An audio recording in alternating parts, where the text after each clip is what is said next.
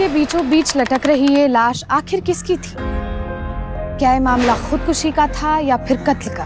कहते हैं कि हर मौत के साथ एक कहानी का अंत होता है, पर कई बार कोई मौत एक नई कहानी को जन्म देकर भी जाती है। हमारा आज का एपिसोड इसी रहस्यमय मौत से शुरू होता है। रुको,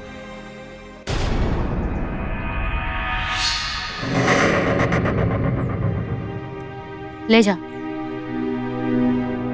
15-16 साल की बच्ची लग रही है। इसके साथ ऐसा कोई कैसे कर सकता है? मैडम, पिछले 1.5 साल में ये 5वीं खुदकुशी है। आपसे पहले जो साहब थे वो तो ऐसे केस पे ध्यान भी नहीं देते थे। ठीक है, लड़की की लाश को पोस्टमार्टम के लिए भेज दो और इनके बयान ले लो। जी। और हाँ, पिछली जो 4 लड़कियां थी उनकी केस फाइल्स चाहिए मुझे। पर मैडम, उनका तो कोई रिकॉर्ड नहीं है। आपसे पहले जो साहब थे उन्होंने FIR ही दर्ज नहीं की थी। क्या? पोस्टमार्टम की डिटेल रिपोर्ट आई है। इंस्पेक्टर राधिका, ये लड़की भी उन 4 लड़कियों की तरह मेंटली चैलेंज थी। Mentally challenge? और मैं ये यकीन से नहीं कह सकती कि ये मर्डर है या सुसाइड, पर इतना दावे से कह सकती हूँ कि मौत से पहले इसको 5-7 दिन तक भूखा रखा गया, तो मौत शायद भूख की वजह से भी हुई हो।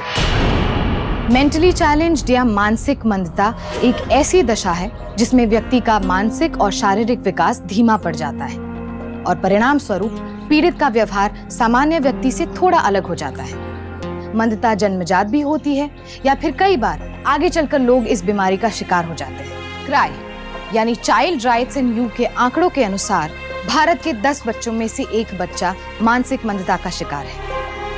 भारत के लगभग 3% बच्चे शारीरिक और मानसिक मंदता के शिकार हैं।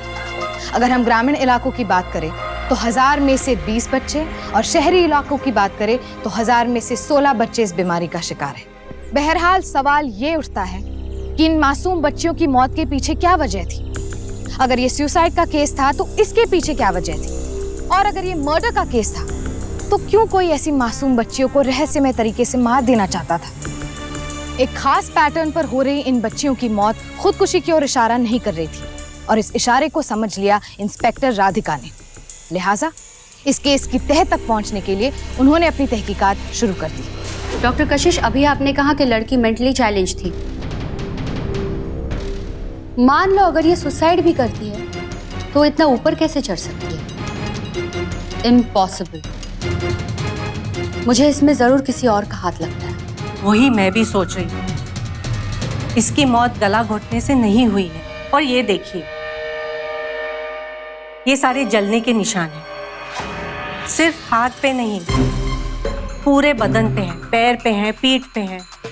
टोटल 27 निशान हैं। और इन घावों को देखकर लगता है कि कुछ निशान ताजे हैं तो कुछ कई साल पुराने भी। ऐसा इन लड़कियों के साथ कौन कर सकता है?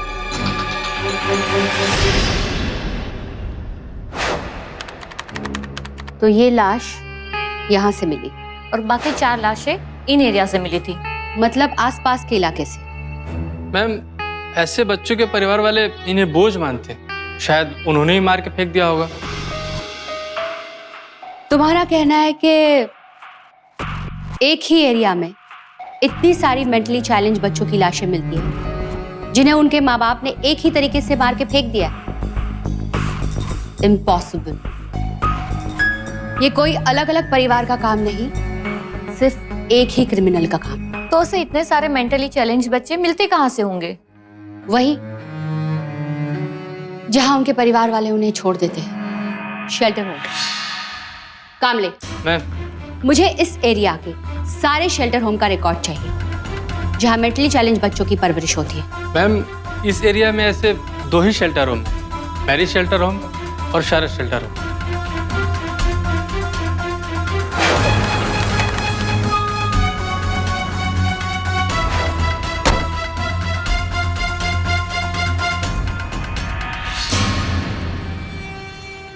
Good morning. Good morning. मैं इंस्पेक्टर राधिका आनंद। एक केस के सिलसिले में हमें आपके शेल्टर होम के रिकॉर्ड्स चेक करने हैं। ओके मैम, आइए बैठिए। Thank you.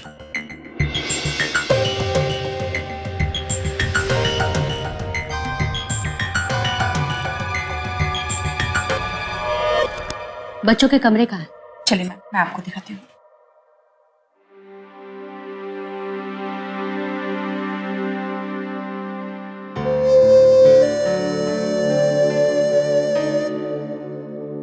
मैडम, हमने सब चेक कर लिया है, सारे रिकॉर्ड्स बराबर हैं। Okay okay ma'am, thank you for your cooperation. पर ये चेकिंग किस लिए मैम?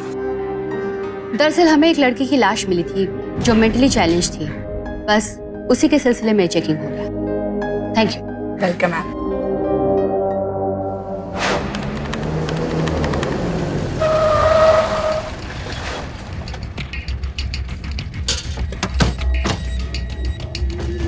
अरे बच्चा, हो गया बस। अरे रो क्यों रहा है बच्चा? बस हो गया, देखो देखो हो गया ना। ये क्या हो रहा है यहाँ पर? कुछ नहीं मैडम, बच्ची को जरा सी चोट आई है। आप कौन? मैं यहाँ की केयर टेकर हूँ, उर्मिला गायकवाड़, और यह है संदीप भोसले, हेल्पर है यहाँ पे। बच्ची को चोट कैसे आई? मैडम, ये बच्चे मानसिक तौर से कमजोर हैं, इनको संभालना आसान नहीं होता, इनको इतनी समझ भी नहीं होती, यहाँ तक कि कभी कभी ये लोग अपने आप को चोट पहुंचा लेते हैं। खुद ही या फिर? मैं झूठ क्यों बोलूंगी मैडम? मैंने कब कहा कि आप झूठ बोल रही हैं? Anyway, I am inspector Radhika Anand. मुझे आपके यहाँ के कुछ रिकॉर्ड्स चेक करने हैं।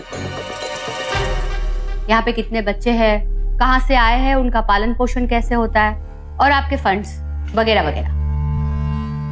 बिल्कुल चेक कर सकती हैं मैडम। ये शेल्टर होम मेरे काका ने अपने बेटे की याद में बनवाया था। बचपन में वो भी ऐसे ही था, मानसिक रोगी। आपकी तारीफ? सॉरी, मैं बताना भूल गया, मेरा नाम वैभव है। यहाँ का सारा कामकाज मैं ही देखता हूँ। क्या है कि चाचा का तो बिजनेस है ना सीतापुर में, तो वो तो वहीं पर होते हैं। आइए मैं आपको रिकॉर्ड चेक कराता हूँ। संदीप, फाइलें और रिकॉर्ड निकालो सारे, लेजर्स वगैरह। मैम, ये हमारी लेजर्स फाइलें हैं, ये आइडेंटिटी फाइलें हैं, चेक कर सकते हैं। चेक करो।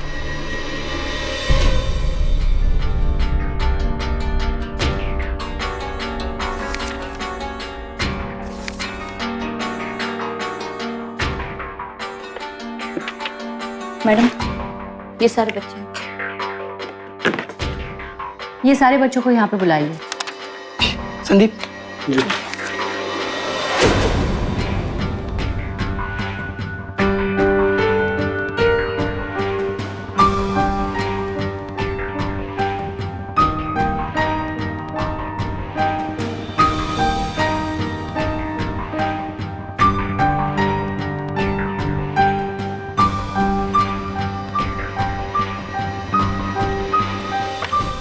मैडम, रिकॉर्ड्स बराबर हैं। मैम, सारे रिकॉर्ड्स बरोबर हैं। बाय द वे, मैं पूछ सकता हूँ मैडम, आप ये चेकिंग क्यों कर रही हैं? यहाँ कुछ फंड में या हिसाब किताब में कुछ घपला हुआ है क्या? कपला कहाँ हुआ ये पता चलेगा तब बता दूंगी। Let's go. मैम, कोई भी तो मिसिंग नहीं है और सारे रिपोर्ट्स भी बराबर है मैम। रिपोर्ट्स बदले भी तो जा सकते हैं। और ये लोग बच्चों को टॉर्चर क्यों करेंगे? इन्हीं बच्चों से इनका धंधा चलता है। वही तो पता करना है। हेलो, बोलिए डॉक्टर कशिश। क्या? हम अभी पहुंचते हैं। हॉस्पिटल चलो।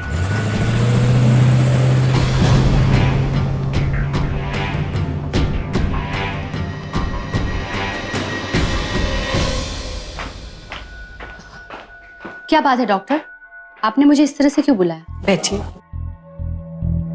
आज पोस्टमार्टम की डिटेल रिपोर्ट आई है और उसमें एक दर्दनाक सच सामने आया है। कैसा सच डॉक्टर? इस रिपोर्ट से पता चलता है कि उस लड़की के साथ मरने से पहले यौन शोषण होता था।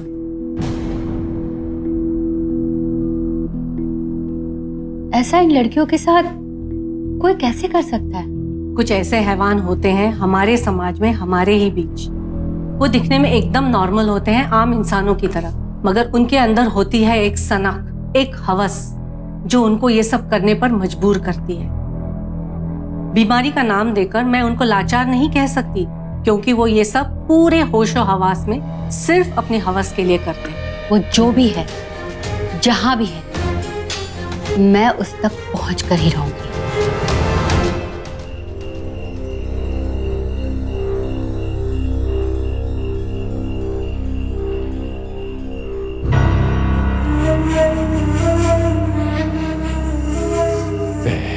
मेरा बच्चा।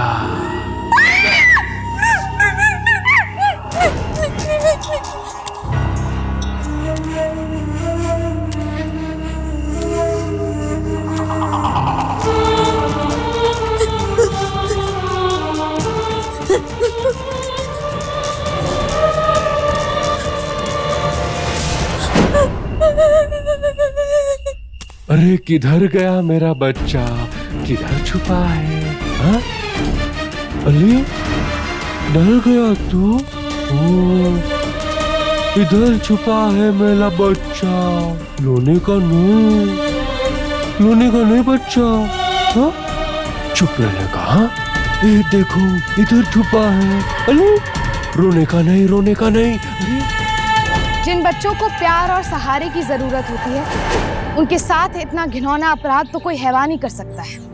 ये जुर्म उन बच्चियों के साथ वहां हो रहा था जहां उनके सबसे सुरक्षित होने की उम्मीद थी, जहां उनको एक नई जिंदगी देने का कोरा दावा किया जाता था। और इसीलिए सबसे अहम सवाल भी ये था कि आखिरकार कौन और क्यों उन बच्चियों की जिंदगी के साथ इतना घिनौना खेल खेल रहा था, और उन बच्चियों का शोषण करके आखिरकार वो अपराधी क्या साबित करना चाहता था। लेकिन राधिका ने हर हालत में सच का पता लगाकर उस अपराधी को उसके घिनौने अपराध के लिए सजा दिलवाने का फैसला कर लिया था। जैन मैम सब इन्फॉर्मेशन करेक्ट है। शरद शेल्टर होम का मालिक शरद ही है, जो कि मैं सीतापुर का बिजनेसमैन, और शरद का भतीजा वैभव वहाँ का सारा काम काज देखता है। वैभव की कोई खबर? मैम वो तलाकशुदा है और अकेला रहता है। कोई लड़की या? नो मैम, उसकी कोई गर्लफ्रेंड नहीं। तो फिर शक की सुई वैभव पे ही जाती है। लड़कियां वहां पे सुरक्षित नहीं है, हमें उन्हें कहीं और ले जाना होगा। पर ऐसे कैसे वहां से लड़कियों को कहीं और ले जा सकती है, वो भी बिना किसी सबूत के? सिर्फ शक की बुनियाद पर इतना बड़ा कदम नहीं उठा सकते। ये एक सामाजिक संस्था की इज्जत का सवाल, इसके लिए तुम्हें सबूत तो लाना होगा। ओके सर, क्या आप मुझे वहां की लड़कियों का मेडिकल चेकअप करने का वारंट इशू कर सकते हैं? शायद उससे मुझे कोई सुराग या सबूत मिल जाए। हाँ ठीक है, ये इजाजत मैं तुम्हें दे सकता हूँ। तुम अपने तौर पे जैसे भी इन्वेस्टिगेशन करना चाहो कर सकते हो। Thank you sir, thank you very much.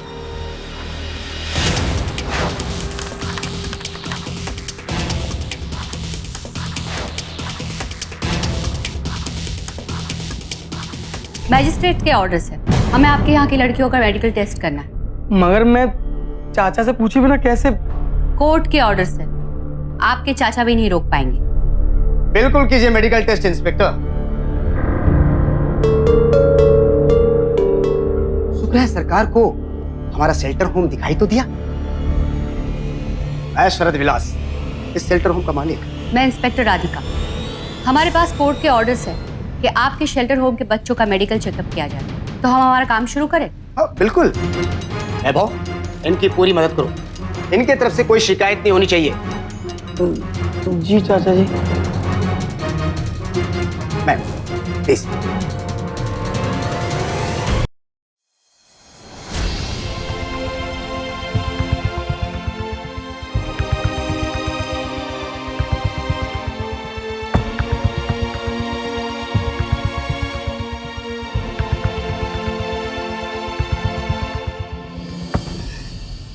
तुम्हारा नाम क्या है?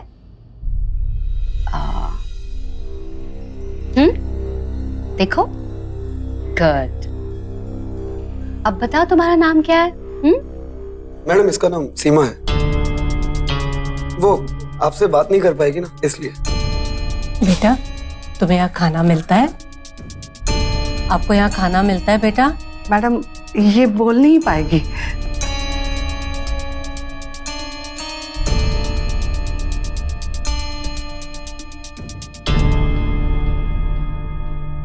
तुम्हें ये चोट कैसे लगी? आपको यहाँ कोई मारता है?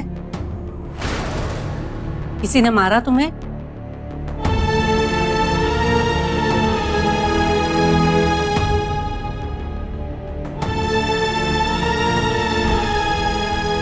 इनके बॉडी पे निशान हैं, लेकिन ये नॉर्मल है।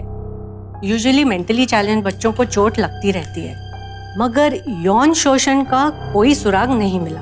पता नहीं क्यों फिर भी मुझे ऐसा लग रहा है कि यहाँ पे कुछ गलत हो रहा है। कहिए इंस्पेक्टर साहब, कैसा रहा हमारी बच्चियों का मेडिकल चेकअप? सभी सही सलामत तो है ना? जी हाँ, सब कुछ ठीक है। वैसे 4 दिन पहले हम एक बच्ची की लाश मिली थी। वो मेंटली चैलेंज थी, बस उसी के सिलसिले में ये चेकअप हो रहा है। लाश? कैसी लाश? क्या आप इस बच्ची को जानते हो? नहीं, ये बच्ची हमारे शेल्टर होम की नहीं है। मैं अपने शेल्टर होम की सारी बच्चियों को अच्छी तरह पहचानता हूँ। मैडम, हम यहाँ के सारे बच्चों का अपनी जान से भी ज्यादा ख्याल रखते हैं। ठीक है, आपकी मदद के लिए धन्यवाद। हम चलते हैं। Let's go. मेडिकल टेस्ट्स और बच्चों से खुद बातचीत करने के बाद भी राधिका के हाथों निराशा ही लगी।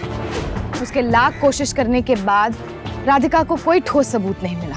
इतनी जद्दोजहद के बाद राधिका के हाथ अगर कुछ लगा तो वो था शक, जिसकी सुई घूमती तो थी पर किसी यकीन पर नहीं पहुंचती थी। राधिका को वैभव, संदीप और उर्मिला पर शक तो था, लेकिन उसे साबित करने के लिए उसके पास कोई ठोस सबूत नहीं था।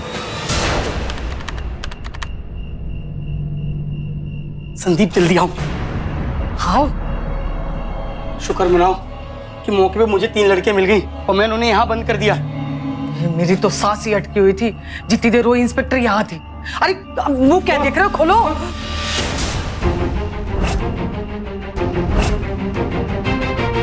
खोलो। उठो, उठो, उठो, उठो, उठो, उठो।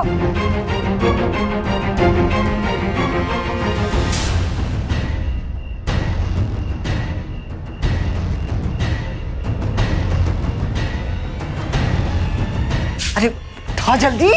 उठो उठो।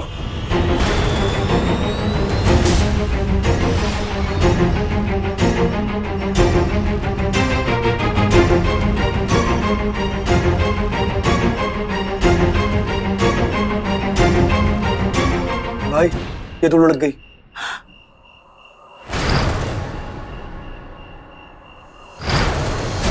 क्या? मर गई भाई ये। भगवान, वो इंस्पेक्टर तो इसके साथ हमें भी दफना देगी। क्या होगा? वही होगा जब तक बाकी लड़कियों के साथ हुआ है। संदीप, चले चल से भी जंगल। उठा।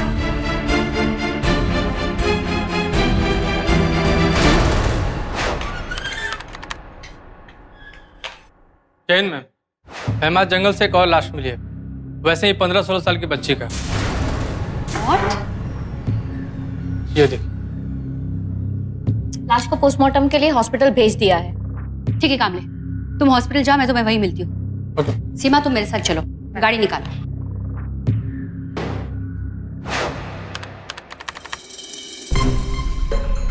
इस लड़की की लाश हमें सुबह मिली। क्या ये आपके शेल्टर होम से है? नहीं मैडम, ये लड़की हमारे शेल्टर होम की नहीं है। मैडम, मैं अच्छी तरह समझ सकता हूँ कि आप क्या सोच रही हैं। ये वैभव, संदीप, उर्मिला, ये हमारे बच्चे जैसे हैं। मैं इन पर पूरा भरोसा करता हूँ। इस तरह आप इन पर शक करेंगे तो इससे हमारे शेल्टर होम की बदनामी होगी। जो भी थोड़ी बहुत ग्रांट मिलती है मैडम, वो भी बंद हो जाएगी।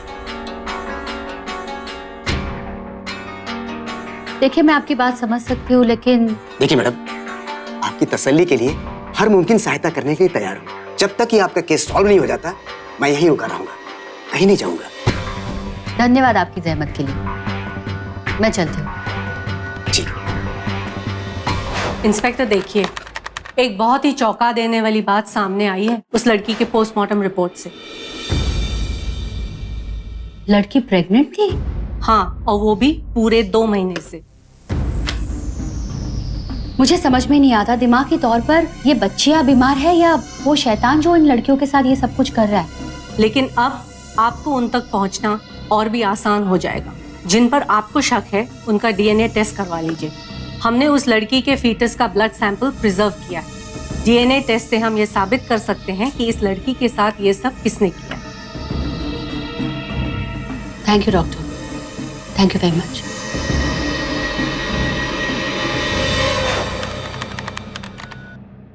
अगर आप कोऑपरेट करें तो मुझे आपके एम्प्लॉयज के ब्लड सैंपल्स चाहिए डीएनए टेस्ट के लिए। क्योंकि जो लड़की की लाश मिली थी वो लड़की प्रेग्नेंट थी। चाचा जी ये बिल्कुल इंस्पेक्टर, बेशक कीजिए। एक बार ये भी टेस्ट हो जाए तो कम से कम शक की सुई जो हमारे एम्प्लॉय की तरफ है वो तो हट जाएगी। डॉक्टर प्लीज इनका सैंपल लीजिए। थैंक यू मिस्टर शरद। वैसे शक की सुई हटेगी या शक पक्का हो जाएगा, ये तो डीएनए टेस्ट के रिपोर्ट से बताएंगे।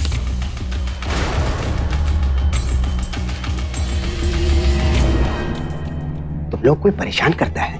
हाँ? बोलो बेटा, बोलो बोलो।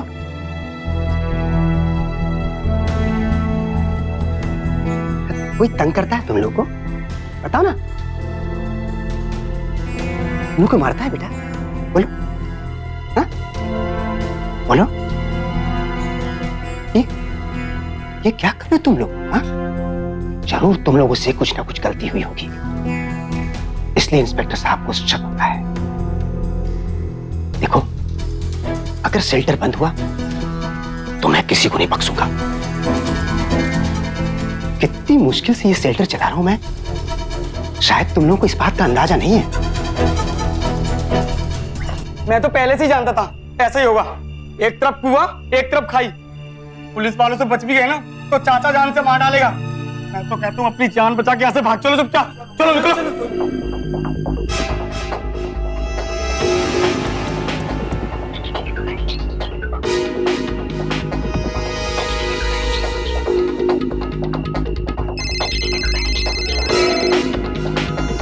हाँ कामले बोलो। मैडम आपका शक बिल्कुल सही था, वे तीनों भाग रहे हैं। ठीक है, तुम पीछा करो, मैं अभी पहुंचती हूँ। जी मैम।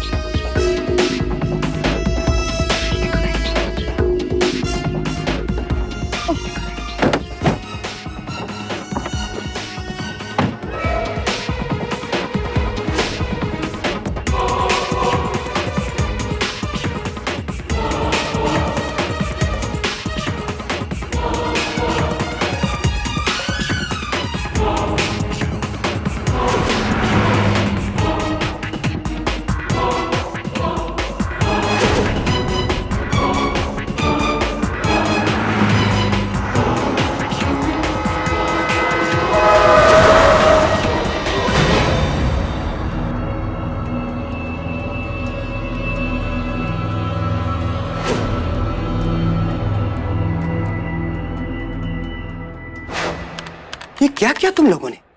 हाँ? अरे मेरे भरोसे को तोड़ दिया। बिना मां बाप के बेसहारा बच्चों को छोड़ के जाता था तुम लोगों के भरोसे, इसीलिए क्या समझे थे कि तुम ये सब करके निकल जाओ और किसी को पता तक नहीं चलेगा? अरे अगर यहां से निकल भी गए होते मैं तुम लोगों को पाताल से ढूंढ के निकाल लेता। छोड़ूंगा नहीं तुम्हें, याद रखना। इंस्पेक्टर साहब, इन्हें कड़ी से कड़ी सजा मिलनी चाहिए। चाचा चाचा मैं बचा लो चाचा। चाचा हमने कुछ भी नहीं किया चाचा। अरे मर गया तुम्हारा चाचा तुम लोगों के लिए। अब मैं तुम लोगों को कोर्ट में ही देखूंगा। कोर्ट ने अपना फैसला डीएनए रिपोर्ट पर छोड़ दिया था। कोई ठोस सबूत ना मिलने की वजह से वैभव, संदीप और उर्मिला को बेल पर छोड़ दिया गया था। लेकिन इतने संगीन अपराध के आरोपी होने की वजह से शरद ने उन तीनों को काम से निकाल दिया। अब उनके अपराधी होने या ना होने का फैसला सिर्फ डीएनए रिपोर्ट कर सकती थी।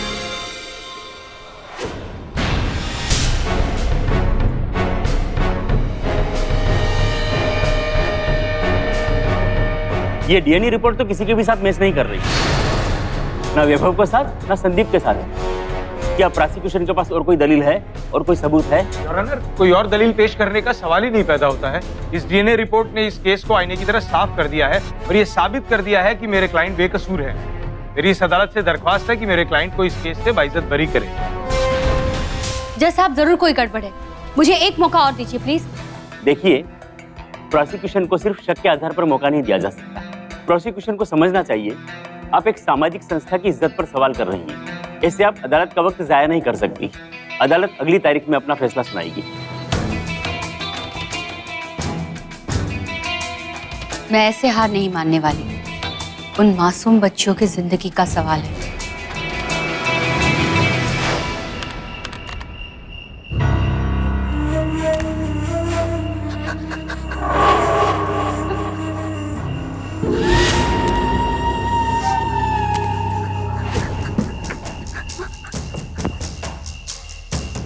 अरे किधर छुपा है मेरा बच्चा?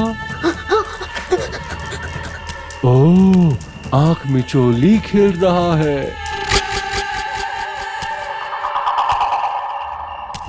अरे इधर तो नहीं है। किधर छुपा है मेरा बच्चा? अच्छा, आ अरे और ये मेरा बच्चा पकड़ा गया। अरे आजा आजा मेरे बच्चे। अरे रोते नहीं। अरे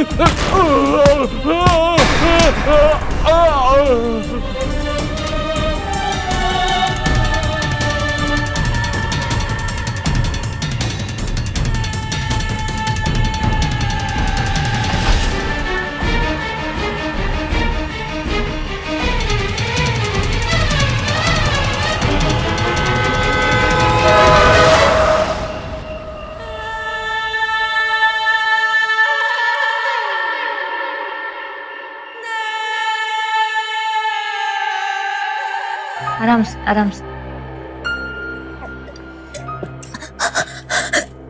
लाओ, कुछ नहीं होगा, लाओ। ये जख्मी हालत में मुझे एसडी रोड पर मिली थी मैडम।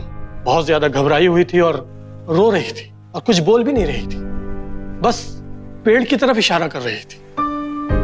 अब मानसिक रोगी है मैडम। मिस्टर नईम, आपने बहुत अच्छा किया जो आप इसे यहाँ पर ले आए। आप अपना नंबर और पता कांस्टेबल को लिखवा दीजिए। कुछ जरूरत पड़े तो हम आपको फोन कर देंगे। अब आप जा सकते हैं। Okay madam, thank you. ये SD road Sharad shelter home के पीछे आता है, वही ना? हाँ मैडम। तो क्या ये वहीं से भागी होगी? पता नहीं, लेकिन देखो अब इसके बदन पे भी सेम निशान है जो उन 2 लाशों के ऊपर थे। हाँ देखो, अब ये फिलहाल बहुत डरी हुई है। इसे खाना खिला दो और मेरे क्वार्टर में सुला दो। हम इससे कल बात करेंगे, शायद ये हमें कोई सुराग दे। ठीक है मैडम।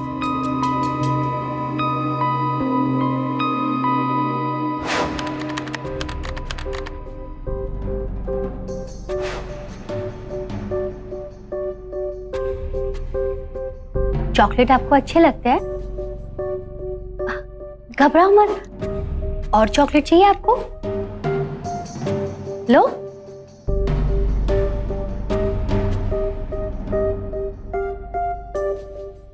अच्छा, ये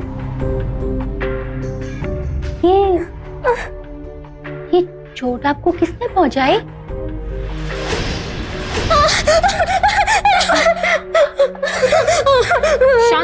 शांत हो जाओ, कुछ नहीं होगा तुम्हें। अच्छा, घबराओ मत। हम आपको कुछ दिखाते हैं।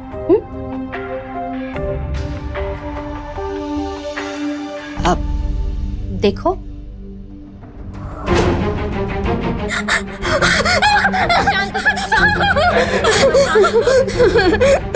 कुछ नहीं होगा। अच्छा, घबरा मत। हम तुम्हें वहां पे नहीं भेजेंगे। हाँ, नहीं भेजेंगे। लेकिन देखो, इसमें से आपको चोट किसने पहुंचाई? इन्होंने पहुंचाई?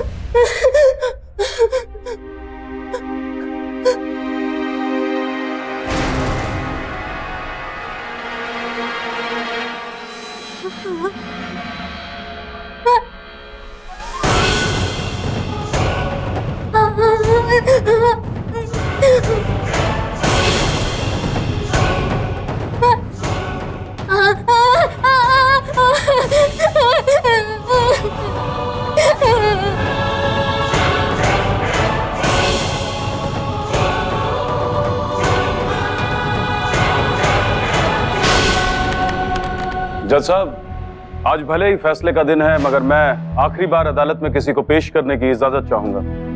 Objection your honour. प्रोसिक्यूशन के लॉयर पहले ही इस कोर्ट का काफी वक्त जाया कर चुके हैं। जज साहब, ये मासूम बच्चियों की जिंदगियों का सवाल। इजाजत है, पेश कीजिए।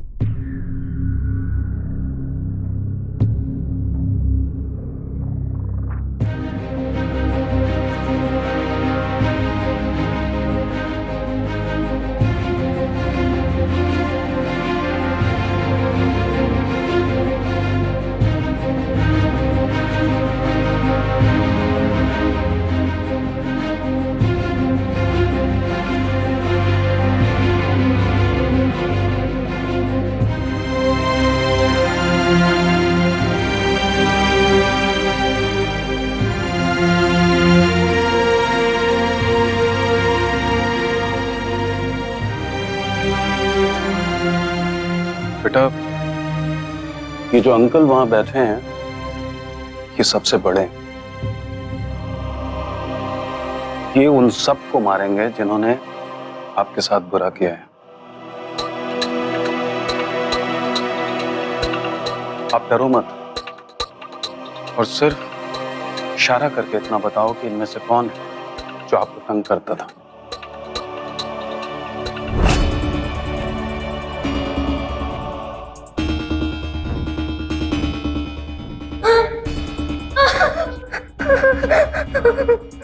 डरो मत बच्चा, यहां आपका कोई कुछ नहीं बिगाड़ सकता।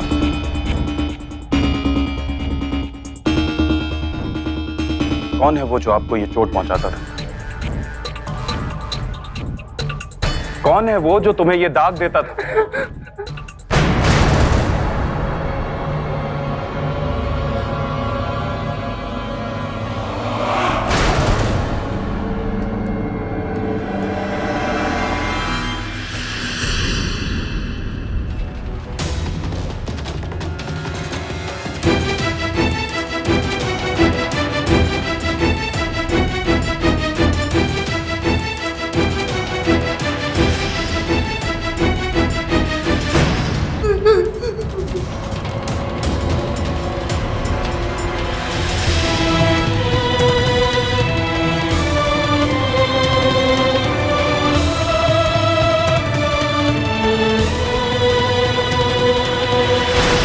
उस बच्ची के इशारे ने सबको चौंका दिया। जिस इंसान को देवता समान माना जाता था, जिसके चरित्र पर कोई सवाल नहीं खड़ा किया जा सकता था, असल में वही एक शैतान निकला। उसके व्यवहार को देखकर इंस्पेक्टर राधिका को एक पल के लिए भी नहीं लगा कि असल में वही एक बहरूपिया होगा। बच्ची के बयान ने शरद के झूठ को बेनकाब कर दिया, लेकिन अभी भी ये जानना बाकी था कि आखिरकार वो ये सब कुछ चुपचाप कर कैसे रहा था। अदालत ने शरद को गिरफ्तार करने का ऑर्डर दिया और साथ ही साथ उसके डीएनए टेस्ट का भी ऑर्डर जारी किया। जज साहब, ये डीएनए रिपोर्ट शरद से बिल्कुल मैच करता है और इससे साबित होता है कि उन मासूम बेसहारा बच्चियों को सहारा देने की आड़ में शरद विलास उनके साथ खिलवाड़ करता था। और इस सच को साबित करने के लिए मैं सरकारी गवाह बने उर्मिला गायकवाड़, संदीप भोसले और वैभव विलास को यहां बुलाना चाहूंगा। पेश कीजिए।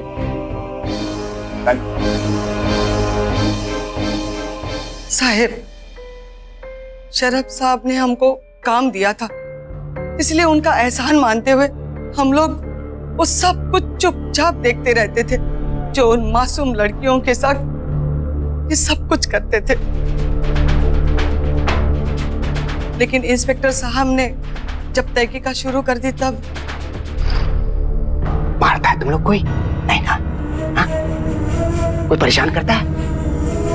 बोलो बोलो, बताओ। अब आप अदालत को विस्तार से बताइए, ये करते क्या थे? जिन लड़कियों के बारे में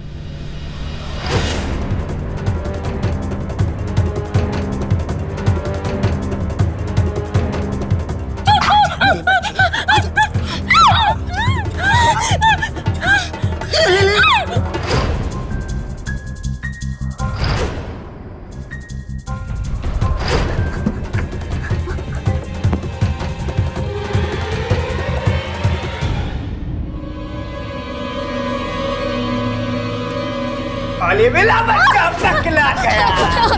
नहीं रुकते।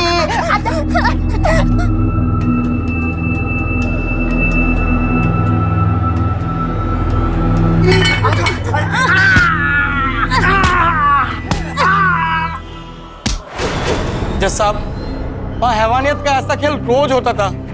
चाचा को बच्चियों को सताने में अजीब सा सुकून मिलता था। कभी कभी तो ये बीमार बच्चियों को शराब के नशे में अपने साथ सोने के लिए मजबूर करता था। साहब ऐसे में जब किसी लड़की की मौत हो जाती थी तो उसकी लाश को ठिकाने मैं लगाता था साहब। ये अक्सर अपने फार्म हाउस पर कुछ लड़कियों के साथ आया करते थे, जहां ये और इनके कुछ दोस्त मिलकर उन लड़कियों के साथ शारीरिक शोषण करते थे साहब। जिन लड़कियों के बारे में पता लग जाता था कि वो माँ बनने वाली है, तब गांव के डॉक्टर से ये उनका ऑपरेशन करवा देते थे।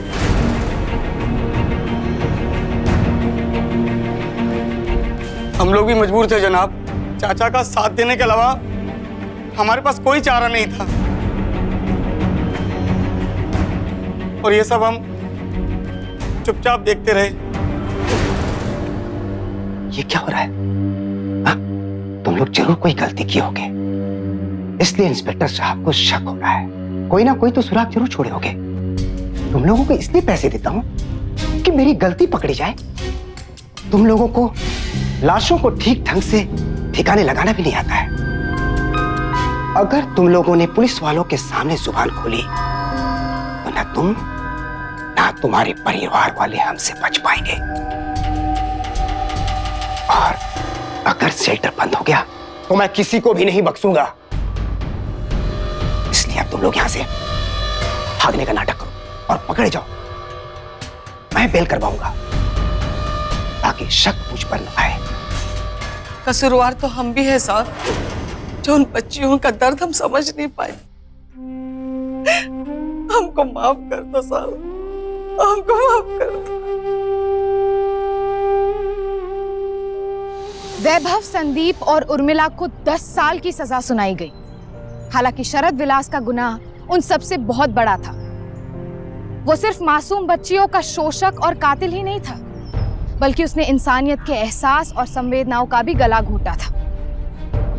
एक पिता की तरह परवरिश का भरोसा देकर उसने उन लाचार बच्चियों के साथ शैतानों जैसा व्यवहार किया था। ये केस साफ साफ एक विश्वासघात का नमूना है।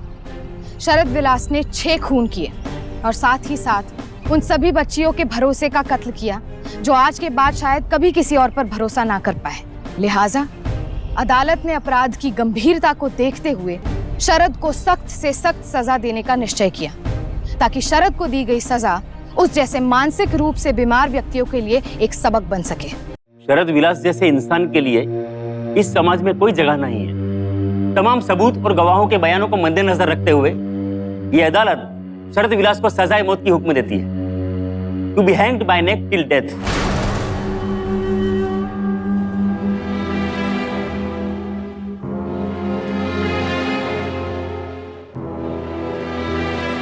शरद जैसे शैतान का अपराध इंसाफ के तराजू पर तोल दिया गया।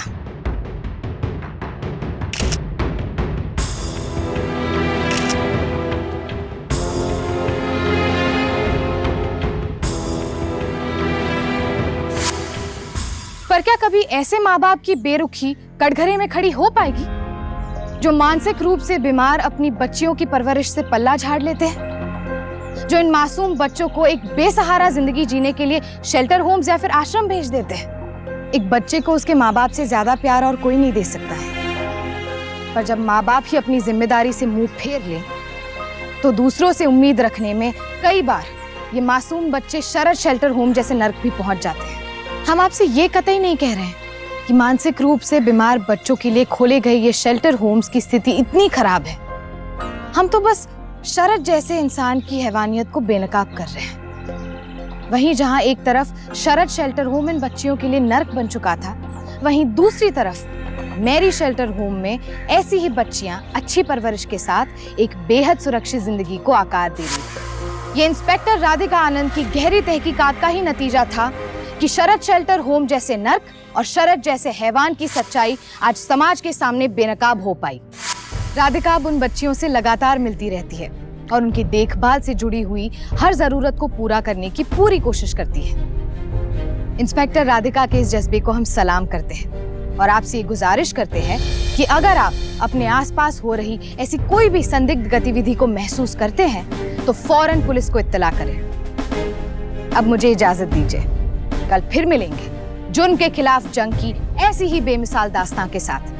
तब तक के लिए सावधान इंडिया, 100 दिन 100 फाइट बैक्स। तो सावधान इंडिया।